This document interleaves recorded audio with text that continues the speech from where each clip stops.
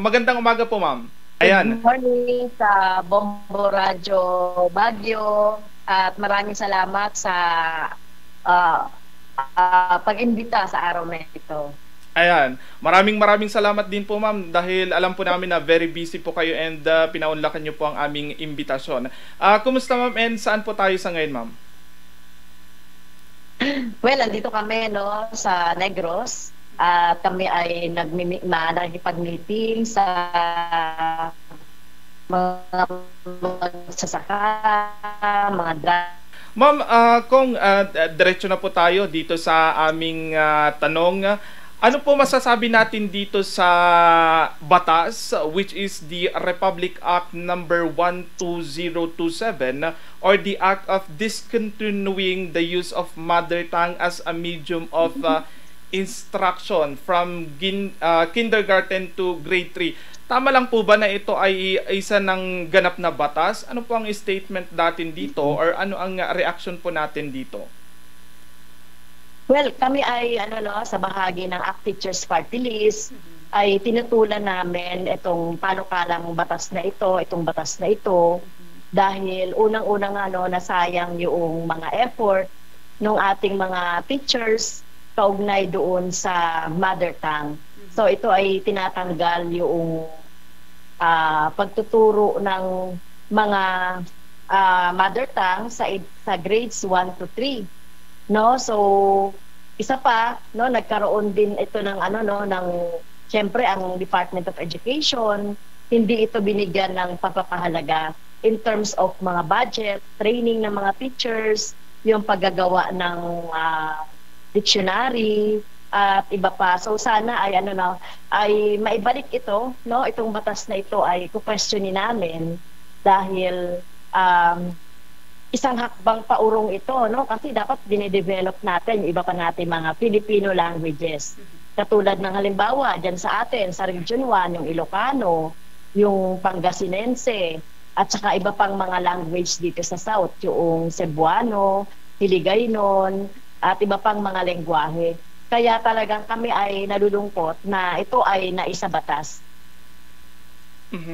Yes, ma'am. Ano po ba ang ginagawa ngayon? May gagawin po ba tayong written letter for this? Or ano po ang hakbang na ginagawa natin ngayon para gaya nga ng sinabi mo, dito sa Rehiyon Cordillera, may mga sa pagtuturo, dialekto, Ibaloy, Kalanguya. Ano po ang gagawin natin dito, ma'am?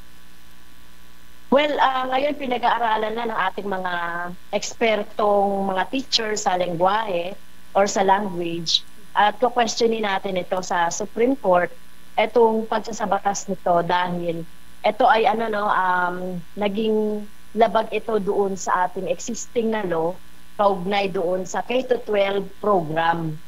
So hindi dapat nawala itong pagtuturo ng mother tongue at lalo na yung paggamit ng mother tongue doon sa medium of instructions kasi ang tinutukoy lang dito talaga yung English at saka yung Tagalog.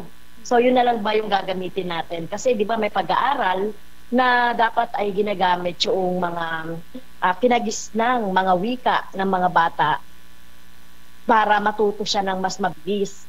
So sa pagtatanggal nito ngayon sa ating curriculum ay malaking hakbang paatras. Kaya kami ay magpa-file ng legal question sa Supreme Court. Yes, ma'am. May mga nagsasabi din naman po na dapat lang talaga na maipasa ito dahil hindi kayang mai-translate ang math into their dialect. Gaya nga po dito sa Rehiyon Cordillera, ang ginagamit namin or ginagamit ng karamihan Ilocano, yung mga iba is Ibaloy. Ano pong masasabi natin dito? Well, sa mga multilingual na mga lugar, pwede namang gumamit ng mga multilingual. Katulad dyan sa Cordillera, Ilocano, at saka Ibaloy na wika, pwede naman yung gamitin. Pero wag lang dapat Ingles at Tagalog. So, yun naman yung sinasabi natin para ma-develop din ang ating mga wika sa iba't ibang mga rehiyon. Yes, ma'am. So, sa ngayon, kailan nyo po bang binabalak ipila ito? Itong sulat po ninyo from your party list sa Korte Suprema, ma'am. Sa ngayon, nag-aaral pa, no? Pinag-aaralan pa at nagkakaroon ng discussion sa ACT, sa Alliance of Concerned Teachers, at kami naman sa ACT Teachers Party List, kami ay nag-aano rin ng mga research, no, na para pangpatibay doon sa aming mga argumento pag dinala namin ito doon sa Supreme Court. Just to share lang, ma'am, kasi kami as a reporter, lumalabas din kami, is marami talaga kaming naririnig ng mga teachers na ayaw nila na dapat isabatas itong ang sinabi natin na gagamitin itong mother tongue.